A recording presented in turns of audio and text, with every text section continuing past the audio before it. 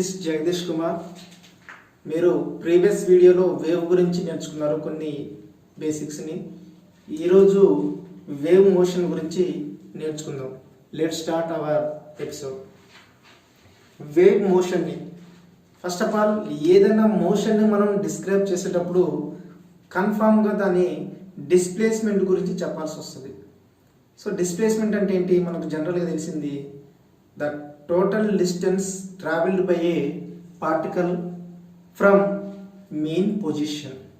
అంటే పార్టికల్ అనేది main position నుంచి ఎంతైతే డిస్టెన్స్ ట్రావెల్ చేస్తుందో ఆ టోటల్ డిస్టెన్స్ని మనం ఏమంటాం? డిస్ప్లేస్మెంట్ అంటాం. ఇది మనకు ప్రీవియస్లోనే నేర్చుకున్నాం, కాకపోతే ఒకసారి రిమైండ్ చేస్తున్నాం. డిస్ప్లేస్మెంట్ అంటే ఏంటి? The total distance travelled by A particle from main position. The total distance travel by a particle from main position. దాన్ని ఎలా డిఫైన్ చేస్తాం మనం? డిస్ప్లేస్మెంట్ అంటాం. డిస్ప్లేస్మెంట్కి యూనిట్స్ చూద్దాం. అయితే ఇక్కడ ఒకటి ద టోటల్ డిస్టెన్స్ అంటున్నాం. డిస్టెన్స్ అంటున్నాం అంటే డిస్టెన్స్కి ఏవైతే యూనిట్స్ ఉంటాయో డిస్ప్లేస్మెంట్ కూడా అవే యూనిట్స్ ఉంటాయి. సో డిస్టెన్స్కి యూనిట్స్ ఏంటి? Standard units meters. So displacement యొక్క యూనిట్స్ కూడా ఏంటంటే మీటర్స్. ఓకే, డిస్ప్లేస్మెంట్ యూనిట్స్ ఏంటి? మీటర్స్. సో ఇప్పుడు మనం వేవ్కి సంబంధించినటువంటి పారామీటర్స్ గురించి నేర్చుకుందాం. కన్సిడర్ చేసుకోండి, ఇది ఈక్విలిబ్రియం పొజిషన్ అనుకుందాం.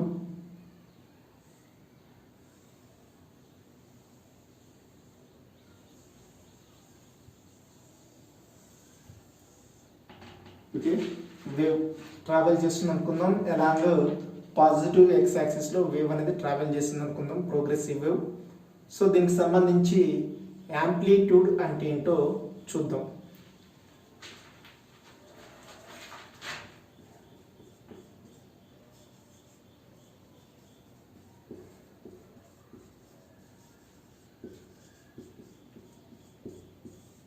యాంప్లిట్యూడ్ ఏ. యాంప్లిట్యూడ్ని మనం ఎలా డిఫైన్ చేస్తామంటే the maximum displacement from equilibrium position. అంటే చూడండి ఒకసారి, ఈ ఈక్విలిబ్రియం పొజిషన్ నుంచి మ్యాక్సిమం డిస్ప్లేస్మెంట్ని. సో మ్యాక్సిమం డిస్ప్లేస్మెంట్ అంటే ఈక్విలిబ్రియం పొజిషన్ నుంచి ఇది మ్యాక్సిమం డిస్ప్లేస్మెంట్ అవుతుంది, ఇది కూడా మ్యాక్సిమం డిస్ప్లేస్మెంట్ అవుతుంది, ఇది కూడా మ్యాక్సిమం డిస్ప్లేస్మెంట్ అవుతుంది, ఇలా ఇది కూడా మ్యాక్సిమం డిస్ప్లేస్మెంట్ అవుతుంది. అంటే ఈక్విలిబ్రియం పొజిషన్ నుంచి మ్యాక్సిమం డిస్ప్లేస్మెంట్ ఉంటే దాన్ని ఏమంటాం అంటే యాంప్లిట్యూడ్ అంటాం. యాంప్లిట్యూడ్ అంటే డెఫినేషన్ ఏంటి? The maximum displacement from equilibrium position. Equilibrium position నుంచి మ్యాక్సిమం డిస్ప్లేస్మెంట్ని ఏమంటాం అంటే యాంప్లిట్యూడ్ అంటాం. ఓకే, సో ఇక్కడ మనకు డయాగ్రామ్లో దీన్ని యాంప్లిట్యూడ్గా కన్సిడర్ చేసుకోవచ్చు. ఇది కూడా యాంప్లిట్యూడ్, యాంప్లిట్యూడ్, యాంప్లిట్యూడ్. ఓకేనా? నెక్స్ట్ వేవ్లో చాలా ఇంపార్టెంట్ ఇది క్రెస్ట్, ట్రో. చాలామంది క్రెస్ట్కి ట్రోకి ఒక డిఫరెన్స్ తెలియక కన్ఫ్యూజ్ అవుతూ ఉంటారు. సో క్రెస్ట్ అంటే ఏంటి, ట్రో అంటే ఏంటిది అనే దాని గురించి చూద్దాం. నెక్స్ట్ వన్ ఏంటంటే క్రెస్ట్.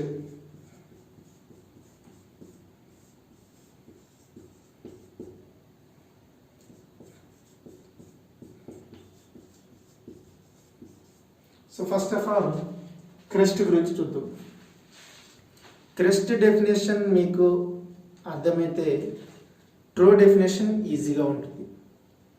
క్రెస్ట్, ట్రో వీటి గురించి చూద్దాం. క్రెస్ట్ని మనం ఎలా డిఫైన్ చేస్తామంటే చూడండి, ఈ ఈక్విలిబ్రియం పొజిషన్ నుంచి మ్యాక్సిమం పాజిటివ్ డిస్ప్లేస్మెంట్ని. డిస్ప్లేస్మెంట్ అంటే ఇక్కడ మనం అప్వర్డ్ డైరెక్షన్ ఇండికేట్ చేస్తాం. సో అప్వర్డ్ డైరెక్షన్ ఇండికేట్ చేస్తున్నామంటే ఈ ఈక్విలిబ్రియం పొజిషన్ నుంచి మ్యాక్సిమం పాజిటివ్ డిస్ప్లేస్మెంట్ని క్రెస్ట్ అంటాం. అంటే చూడండి, సో ఇప్పుడు ఇక్కడ నుంచి ఇది మ్యాక్సిమం డిస్ప్లేస్మెంటే, నెక్స్ట్ ఇక్కడ నుంచి ఇది కూడా మ్యాక్సిమం పాజిటివ్ డిస్ప్లేస్మెంటే, ఇక్కడ నుంచి ఇది కూడా మ్యాక్సిమం పాజిటివ్ డిస్ప్లేస్మెంటే. సో ఇక్కడ దీన్ని మనం ఎలా కన్సిడర్ చేసుకోవచ్చు అంటే క్రెస్ట్, ఇది కూడా మనకు క్రెస్ట్. అంటే ఇక్కడ ఫిగర్లో ఈ ఏరియా, ఈ ఏరియా, ఈ ఏరియా, ఈ ఏరియాస్ అన్నిటిని కూడా మనం క్రెస్ట్గా కన్సిడర్ చేసుకోవచ్చు. క్రెస్ట్ అంటే ఏంటి? ఇక్కడ the maximum positive displacement from equilibrium position. Next ఏంటంటే ట్రో గురించి చూద్దాం. ట్రో గురించి మనం ఎలా డిఫైన్ చేస్తామంటే క్రెస్ట్ గురించి ఏమన్నా మనం ద మ్యాక్సిమం పాజిటివ్ డిస్ప్లేస్మెంట్ అన్నాం. పాజిటివ్ డిస్ప్లేస్మెంట్ అంటే ఈక్విలిబ్రియం పొజిషన్ నుంచి అప్వర్డ్ డైరెక్షన్లో తీసుకున్నాం. ఇప్పుడు మనం ఈక్విలిబ్రియం పొజిషన్ నుంచి డౌన్వర్డ్ డైరెక్షన్లో చూద్దాం. డౌన్వర్డ్ డైరెక్షన్ అంటే ఇక్కడ మనకు నెగిటివ్గా రిప్రజెంట్ అవుతుంది. సో దాన్ని ఎలా డిఫైన్ చేస్తామంటే the maximum negative displacement from equilibrium position. అంటే ఈక్విలిబ్రియం పొజిషన్ నుంచి మ్యాక్సిమం నెగిటివ్ డిస్ప్లేస్మెంట్ని ఏమంటాం అంటే ట్రో అంటాం. సో ట్రో డెఫినేషన్ ఏంటి? The maximum negative displacement from equilibrium position. Equilibrium position నుంచి మ్యాక్సిమం నెగిటివ్ డిస్ప్లేస్మెంట్ని ఏమంటాం? ట్రో అంటాం. అదే పాజిటివ్ డిస్ప్లేస్మెంట్ అంటే క్రెస్ట్ అంటాం. సో ఫిగర్లో మనకు ఈ ఏరియా, ఈ ఏరియా, ఈ ఏరియా అనేది దేని ఇండికేట్ చేస్తుందంటే ట్రోని. సో ఇవి మన దేనిని ఇండికేట్ చేస్తాయంటే ట్రో. ఇవి దేని ఇండికేట్ చేస్తే క్రెస్ట్. క్రెస్ట్కి ట్రోకి డిఫరెన్స్ అర్థమైంది కదా. క్రెస్ట్ అంటేనేమో మ్యాక్సిమం పాజిటివ్ డిస్ప్లేస్మెంట్ అంటే ఈక్విలిబ్రియం నుంచి అప్వర్డ్ డైరెక్షన్లో. ట్రో అంటేనేమో డౌన్వర్డ్స్లో, ఈక్విలిబ్రియం నుంచి మ్యాక్సిమం నెగిటివ్ డిస్ప్లేస్మెంట్. సో ఇక్కడ క్రెస్ట్ ట్రోని మనం ఇలా డిఫైన్ చేస్తాం. Next face.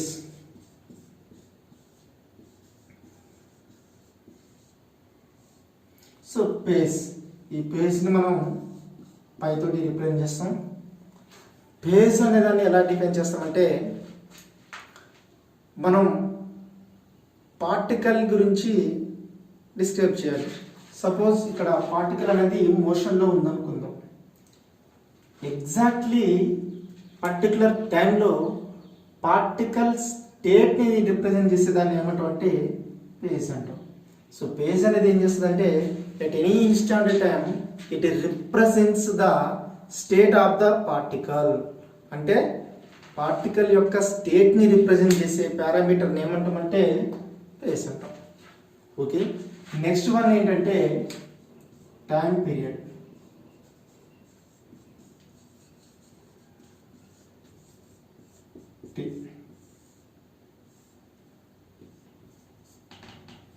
So time period అంటే దీన్ని ఎలా డిఫైన్ చేస్తామంటే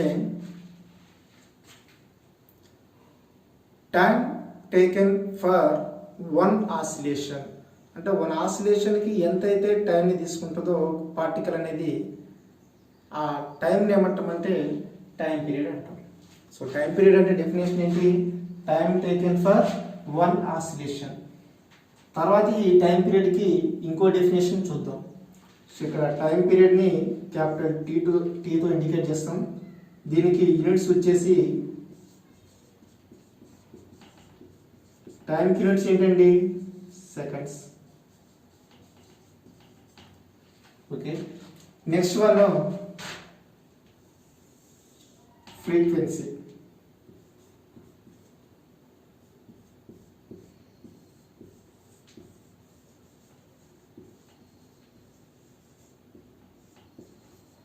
న్యూతో రిప్రజెంట్ చేద్దాం లేదా ఎఫ్ తోటి.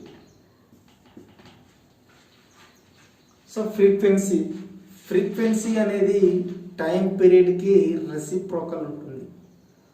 అంటే ఇక్కడ టైం పీరియడ్ అంటే ఏమని చెప్పినాం? Time taken for one oscillation. ఇక్కడ ఫ్రీక్వెన్సీని ఎలా డిఫైన్ చేస్తామంటే number of oscillations made per 1 second.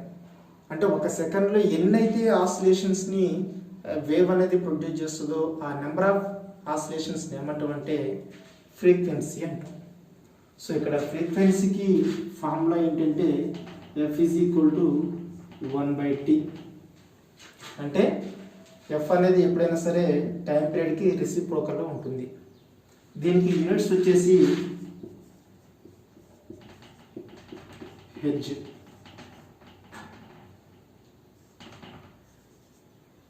Hz.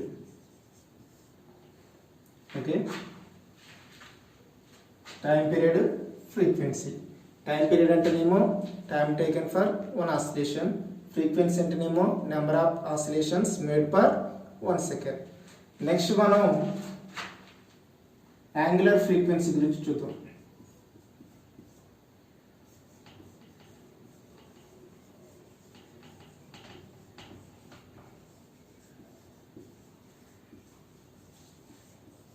Omega.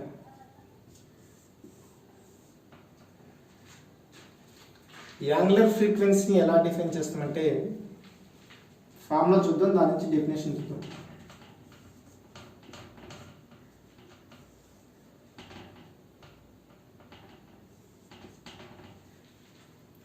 ఇక్కడ యాంగులర్ ఫ్రీక్వెన్సీని ఒమేగాతో ఇండికేట్ చేస్తాం. Omega is equal to 2π into F. అంటే 2π times of frequency is called as angular frequency. So ఇక్కడ యాంగులర్ ఫ్రీక్వెన్సీకి డెఫినేషన్ ఏంటి? 2π times of frequency. 2π times of frequency ఏమంటాం అంటే యాంగులర్ ఫ్రీక్వెన్సీ అంటాం. నెక్స్ట్ వన్ వేవ్ లెంత్ చూద్దాం.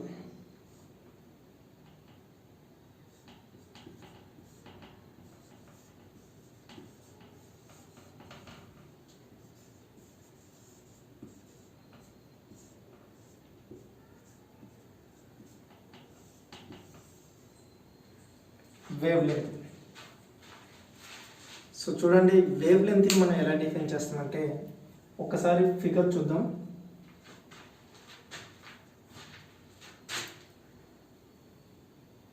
ఈ క్రెస్ట్ పాయింట్ కానించి ఈ క్రెస్ట్ పాయింట్కి, సో ఈ రెండింటికి ఉండేటువంటి స్మాలెస్ట్ డిస్టెన్స్ని ఏమంటామంటే వేవ్ లెంత్ అంటాం. సో వేవ్ లెంత్ అంటే ఎలా డిఫైన్ చేస్తామంటే the smallest distance between 2 points having the same phase. అంటే ఏవైనా రెండు ఫేస్లు రెండింటికి కూడా ఒకే ఫేస్ ఉంటే ఆ రెండింటి మధ్య లీస్ట్ డిస్టెన్స్ని ఏమంటామంటే వేవ్ లెంత్ అంటాం. సో వేవ్ లెంత్ అంటే ఎలా డిఫైన్ చేయొచ్చు? The smallest distance between 2 points having the same phase. ఇంకో విధంగా చెప్పొచ్చు, the smallest distance between 2 consecutive crests. The smallest distance between 2 consecutive crests. అంటే వరుసగా ఉన్న రెండు క్రెస్ట్ల మధ్య స్మాలెస్ట్ డిస్టెన్స్ ఏమంటామంటే వేవ్ లెంత్ అంటాం. ఇంకో విధంగా కూడా చెప్పొచ్చు, ఏంటి? The smallest distance between 2 consecutive troughs. అంటే 2 కాన్సిక్యూటివ్ ట్రోస్ మధ్య ఉండేటువంటి స్మాలెస్ట్ డిస్టెన్స్ని ఏమంటామంటే వేవ్ లెంత్ అంటాం. అంటే ఈ పాయింట్ నుంచి ఈ పాయింట్ కూడా ఉండే డిస్టెన్స్ని కూడా ఏమంటామంటే వేవ్ లెంత్ అంటాం. ఒకవేళ సపోజ్ వేవ్ అనేది ఇక్కడికి ట్రావెల్ అయింది అనుకుందాం, ఈ పాయింట్ నుంచి ఈ పాయింట్కి, దీన్ని కూడా ఏమంటాం అంటే మనం వేవ్ లెంత్ అంటాం. ఓకే. సో వేవ్ లెంత్ అంటే ఎలా డిఫైన్ చేస్తాం మనం దాన్ని? The smallest distance between 2 points having the same phase. లేదా ఇంకో రకంగా ఎలా చెప్తాం? The smallest distance between 2 consecutive crests. ఇంకో విధంగా ఎలా చెప్తాం? The smallest distance between 2 consecutive troughs. ఓకేనా? సో ఇక్కడ కాన్సిక్యూటివ్ ట్రోస్ నుంచి 2 కాన్సిక్యూటివ్ ట్రోస్ మధ్య ఉండే స్మాలెస్ట్ డిస్టెన్స్ని వేవ్ లెంత్ అంటాం. ఓకే. నెక్స్ట్ ఈ వేవ్ లెంత్ టర్మ్స్లో టైం పీరియడ్ని డిఫైన్ చేద్దాం.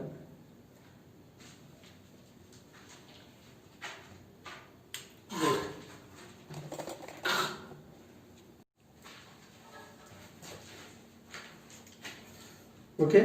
ఇప్పుడు నోడ్ అండ్ యాంటీ నోడ్ గురించి చూద్దాం. So node and anti node. Next one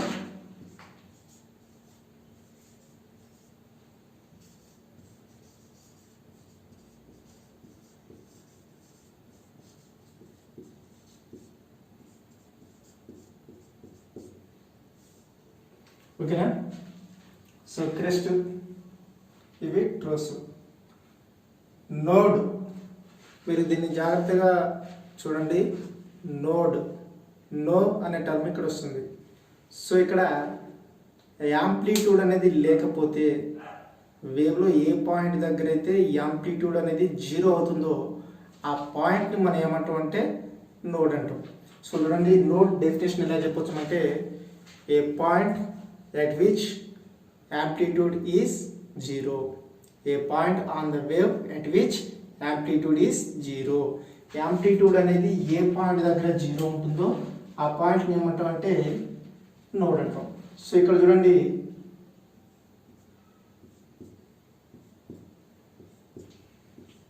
so ఇక్కడ ఈ 5 పాయింట్స్లలో ఈ 5 పాయింట్స్ దగ్గర యాంప్లిట్యూడ్ అనేది లేదు. సో ఇక్కడ యాంప్లిట్యూడ్ అనేది లేదు కాబట్టి వీటిని మనం ఏమంటాం అంటే నోడ్ అంటాం. సో నోడ్ అనే డెఫినేషన్ ఏంటి? A point on the wave at which amplitude becomes 0.